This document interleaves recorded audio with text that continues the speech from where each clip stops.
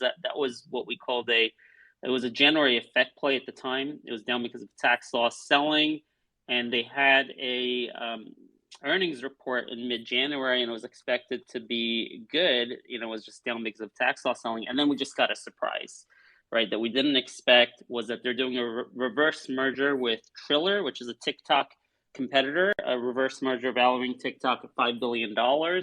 And we had a nice exit at $3. That was an easy sell that morning because in the press release, it stated that SEAC shareholders, SEAC shareholders, could get basically bought out as part of this deal at around $2 or $2.05. It'll be a 50 cents in cash and another about $1.50 or $1.55 in a note, in a 1-year note. So about a 2 to 2.05 cash value there. So I was selling that in the morning at $3. Now the thing has gone down. You can take a look at the chart. Oops, let me pin this. I have the chart. So hold on, let me get to my profile here and pin this up here for you guys. There we go. Okay, so you can take a look at the chart if you want. So in any case, that stock has been going down below $2. So it starts becoming an arbitrage, a deal arbitrage play. And you can understand, hey, there's some deal risk here. Maybe there's some uncertainty exactly in how the notes are going to be issued or the liquidity of these notes. So went down to like 150. I kind of understood that.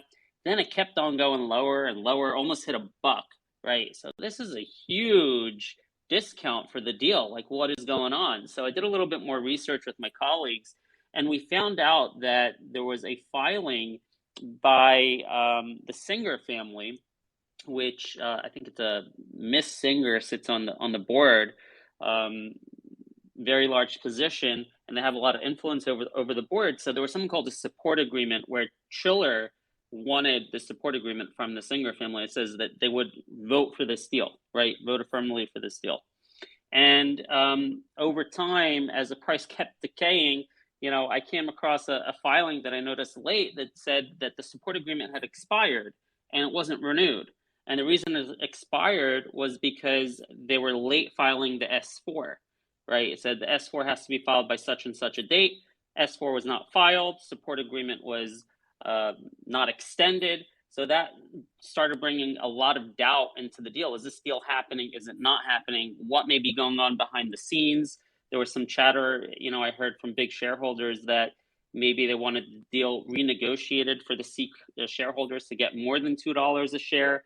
And then I started having some speculation of maybe this $5 billion valuation is not going to hold up with this whole risk asset sell-off, because this deal was negotiated back in like early December and probably in like announced mid-December. So in any case, the stock keeps selling off. I find out the reason again. It's because the S4 was not filed. So what happened today? S4 was filed, right? And man, did I hit that hard. This is one of my favorite trade setups, right? Where you know the reason for the underperformance, and then that reason is addressed, right? Basically, the bear thesis is debunked, right? So when that happens, I pile in hard. And for me, it's a very quick calculation to understand if this S4 is filed jointly between Triller and SEAC, that they probably have the approval of the Singer family.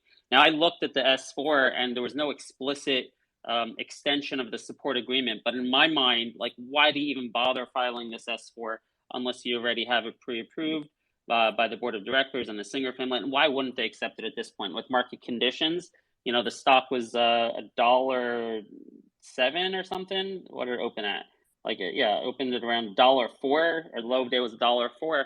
And like, why wouldn't you take that? You're getting $2 a share. So I, within 5 minutes of finding out this happened, I found out late about it. So around the $1.16, I like tripled down, maybe even quadrupled. It's like my largest position by far right now. I have a lot of conviction in this name.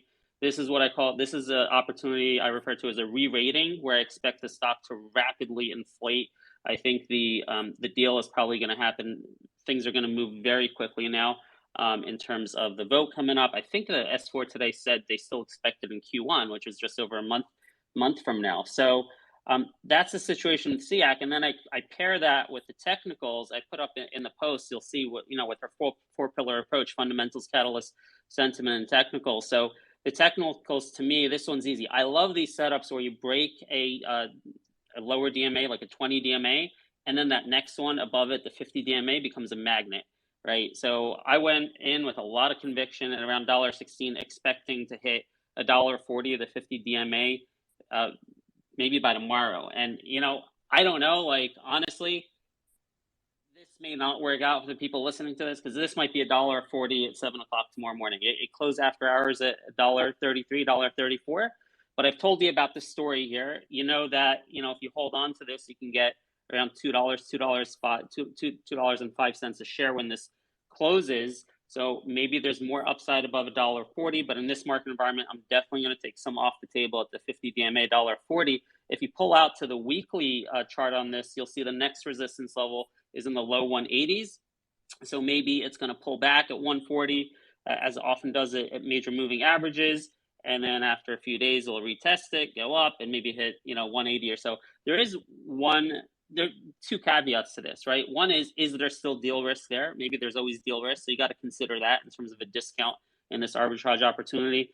And the other thing to think about is I don't have experience in notes, right? I don't know how this works. I've never received notes. I've never been part of a deal with notes. I don't know, is something going to sit in my brokerage account? Is it going to be liquid? Is it not? I have no idea how that works. So perhaps there's an additional discount the market's going to apply there for the notes portion of this buyout.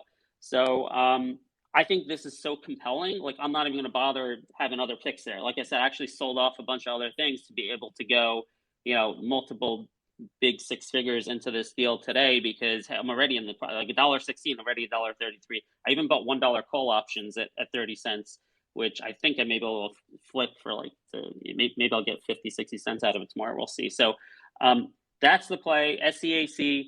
But again, I don't know if it's going to work out for you. If you buy this 7 o'clock tomorrow morning at 140, that might be the resistance. But I've told you the story, and you can watch it and make your own decisions. SEAC, that's an interesting one. I've seen people kind of talk about it here and there at a bunch of different times, up and down on, FinTwit. It had that giant jump back in December. Even bigger, obviously, when you go back to last February, and just a lot of movement all around. Have you seen anything in I don't know if you look at like option flow or anything else around that could stick out about this? I mean, I was in that, man. I had a big position in this right before that big spike. I mean, so this was strictly that the deal being announced. It was 70 cents, and the announcer being bought it at $2. So that's why you had that spike to 3 the next morning. People are excited because Triller, a competitor of TikTok, some people are trying to associate it with DWAC and CFVI is kind of a Trump trade.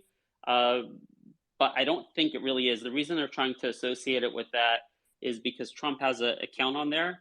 And in the past, he's made a lot of posts on there. But here's the thing.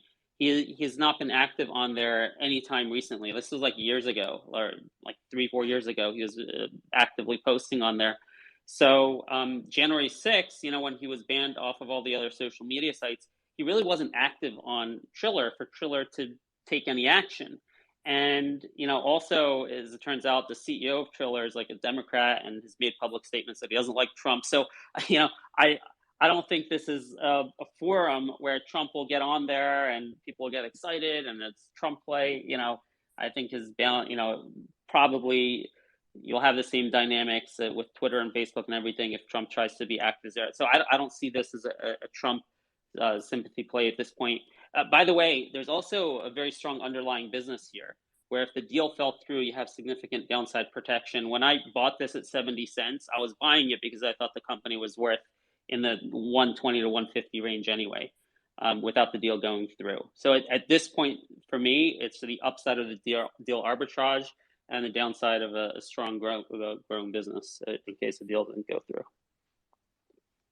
I swept like the $1 calls today. I bought like several hundred of them at 30 cents. Took out the ask and it like jumped to 60 cents.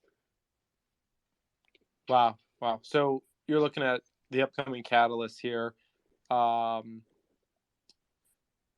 with that in mind, how would you, speak to retail about playing this? It's it's a little bit tough because I'll be selling some of my shares at that 50 DMA at 140, and I may be doing it 7 o'clock tomorrow morning. I had a very strong after hours, right? But again, maybe this is something you look into. I told you my lack of knowledge here is notes, right? And are those notes going to be valued at the full price by the market? Yes or no, right? So if you have some experience in that, or you do some research on that, you can say, hey, Ben's going to sell some of his at 140, but this thing's going to 180 or it's going to $2 because I'm going to get $2.05. If you can build that confidence and that conviction that it's worth that.